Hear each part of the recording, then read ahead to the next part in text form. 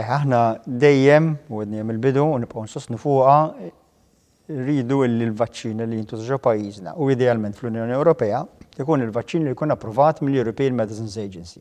Aħna nafu li din hija aġenzija serja ħafna, hija aġenzija pjuttost konservattiva, ġifieri ma tuħux deċiżjonijiet li jistgħu jkunu ta' perikli ma joqogħdu naqra iżjed lura, anzi minn oħnek irridu. Aħna l-ewwel u qabel kollox is-saħħa u s-sigurtà taċ-ċittadini tagħna.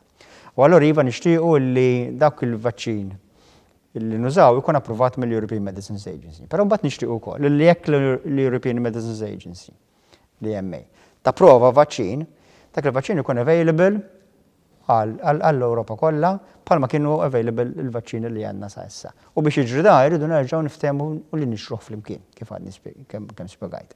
Fejn tidħol l-Sputnik V li hija l-vaċċin li ġie prodott ir-Russja, sa issa mhuwiex approvat mill-European Medicines Agency, però jiena qed nħeġġeġ u ħeġġeġ il-kollegi tiegħi illi hemm il-proċess u l-proċess huwa għaddej biex da jkun approvat. Ejjew nibdu niddiskutu bejnietna minn issa u anke mar-Russi għax dan negozjati ma jsirux f'ġimgħa ma jieħdu x-xhur. Ħalli jekk eventwalment ikun approvat, nerġgħu nixruh kollha flimkien kif rajna l-vaċċin l-oħra li għandna llum.